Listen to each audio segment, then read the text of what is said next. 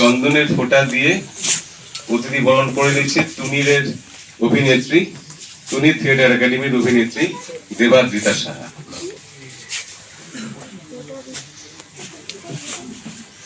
প্রদীপ ভট্টাচার্যকে চন্দনের ফোঁটা দিয়ে বরণ করা হলো।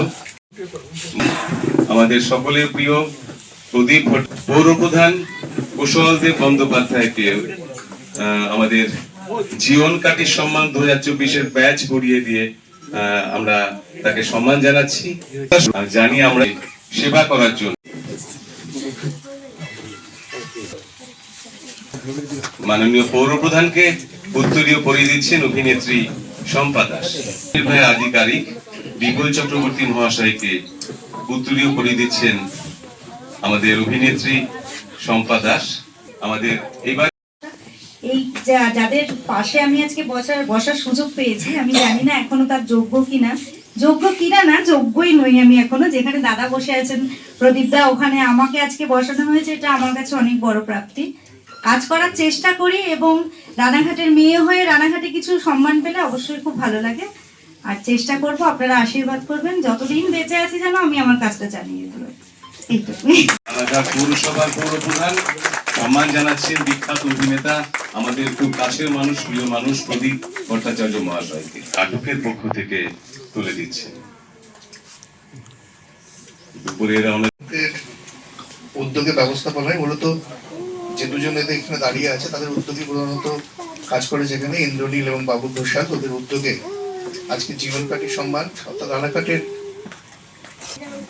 কয়েকজন বিশিষ্ট জনকে আজকে এরা সংবর্ধিত করবেন। তার সাথে সাথে আজকে আমাদের বাড়তি পাওনা, তিনি আগেও নাটকের বিভিন্ন অনুষ্ঠানে এসেছেন, রানাঘাটে এসেছেন, এই মুহূর্তে চলচ্চিত্রের ব্যস্ততম অভিনেতা প্রদীপ ভট্টাচার্য, তাকে একবার প্রণাম নিবেদন করি। সর্বপ্রথমে রানাঘাটবাসীর পক্ষ থেকে তাকে ধন্যবাদ জানাই। মঞ্চে বরিষ্ঠ আমাদের পৌরসভার এক্সিকিউটিভ অফিসার বিপুল চক্রবর্তী, বিশিষ্ট সমাজকর্মী বাপিয়া কর, এখানে উপস্থিত আমার কাউন্সিলর বিজন সরকার, সুচরিতা ঘোষ ভট্টাচার্য এসেছেন, সবাইকে ধন্যবাদ জানাই এবং বহু বিশিষ্ট জন এখানে উপস্থিত আছেন। আজকে নাটককে এই অভিনব যে উদ্যোগ, এটাকে প্রথমে সাধুবাদ জানাই।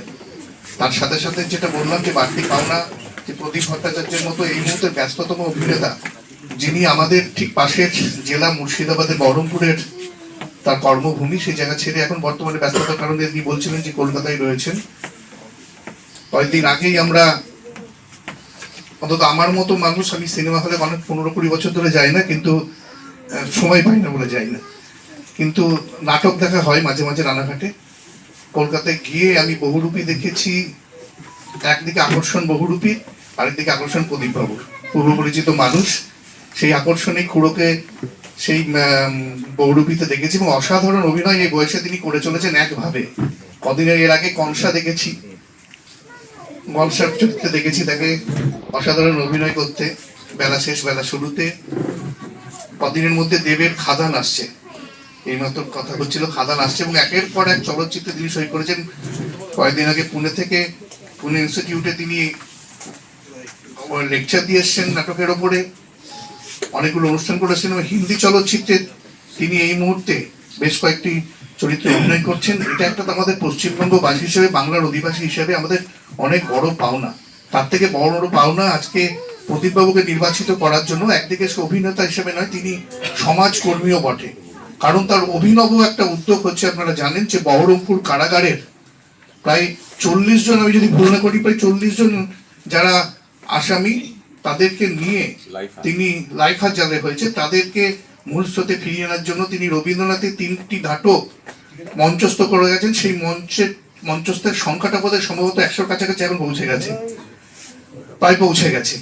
এর অভিনব উদ্যোগ 2000 সম্ভবত 5 বা 6 সাল থেকে তিনি শুরু করেছিলেন। 6 সাল থেকে তৎকালীন মুখ্যমন্ত্রী বুদ্ধদেব ভট্টাচার্যের তাকে অনেক সহযোগিতা করেছিলেন। তিনি বর্তমান রাজ্য সরকারের পুরস্কার পেয়েছেন। এইরকম একটা মানুষকে, তার সান্নিধ্য আমাদেরকে আগামী দিনে অনুপ্রাণিত করবে। রানাঘাটবাসী গর্বিত তাকে আজকে পেয়ে। আর ওদের প্রস্তাব যদি ব্যস্ততার মধ্যেও রাখেন তাহলে আমরা সবাই কৃতার্থ হব। ধন্যবাদ, সবাই ভালো থাকবেন। ধন্যবাদ, কৃতজ্ঞতা রানাঘাট পৌরসভার মাননীয় পৌরপ্রধান কুশলদেব বন্দ্যোপাধ্যায় মহাশয়কে।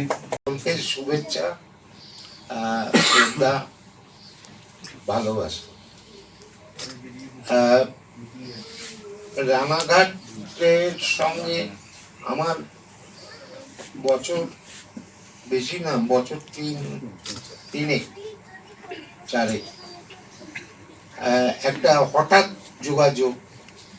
কিন্তু আপনারা হয়তো জানেন যে এই রানাঘাট একটা সময়ে অনেকগুলো কারণে বিখ্যাত জায়গা, পান্তুয়া ছাড়া।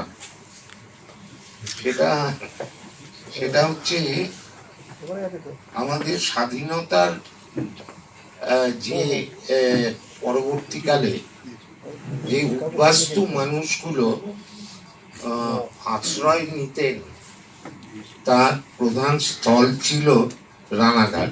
আমি যদি ইতিহাসগতভাবে খুব ভুল না করি, অর্থাৎ সেই জায়গাটার নাম কুপার্স ক্যাম্প। কলোনি ছিল, কলোনি পত্তন হয়েছিল তাদের দ্বারা।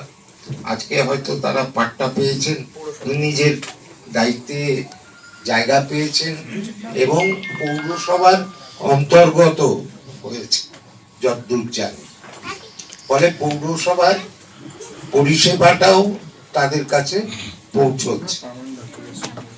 2 নম্বর হচ্ছে আমার মাস্টারমশাইয়ের জন্মভিটে এখানে, এবং তিনি রানাঘাটের লোক ছিলেন। রবীন্দ্র ভারতীতে আমার মাস্টারমশাই ছিলেন, আমি তার কাছে পড়েছি। শুধু তাই নয়, তিনি শিশির ভাদুড়ির খুব কাছের লোক ছিলেন। ফলে একটা সাংস্কৃতিক ঐতিহ্য রানাঘাট বহন করে। কালচারাল অ্যাক্টিভিটিস অন্যান্য শহরগুলোতে আমরা দেখতে পাই, এমনকি পাশের চাকদাতেও।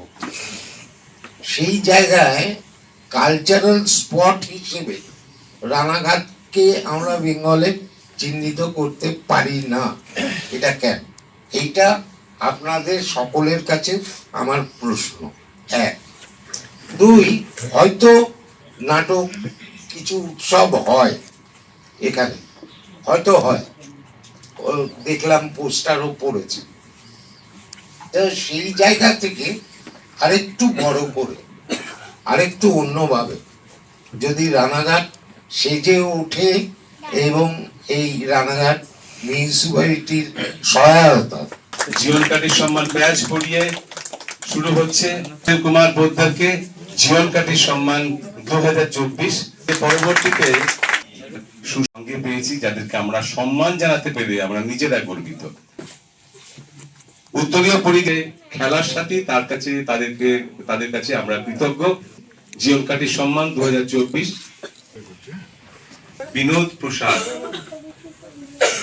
বিনোদ প্রসাদ এসেছেন আমাদের হবিপুর থেকে। খেলার সাথী এই স্মারক দিয়েছেন আমাদেরকে। আজকে জীবনকাঠি সম্মান 2024 কৌশলদেব বন্দ্যোপাধ্যায়, রানাঘাট পৌরসভার চেয়ারম্যান, তিনি ব্যাচ পড়িয়ে দিচ্ছেন দীপাল চক্রবর্তীকে। দীপাল চক্রবর্তী আজকের এই মুহূর্ত পড়িয়ে দিচ্ছেন বাংলার পৌরপ্রধান একটি স্মারক, যে স্মারকটি খেলার সাথে দিয়ে আমাদের সাহায্য করেছেন। আর আজকে দিচ্ছেন অভিজিৎ সরকার, আমাদের এই স্মারকটি দিয়েছেন, তিনি তুলে দিচ্ছেন প্রবীর বোসের হাতে। মানপত্র তুলে দিচ্ছেন রানাঘাটে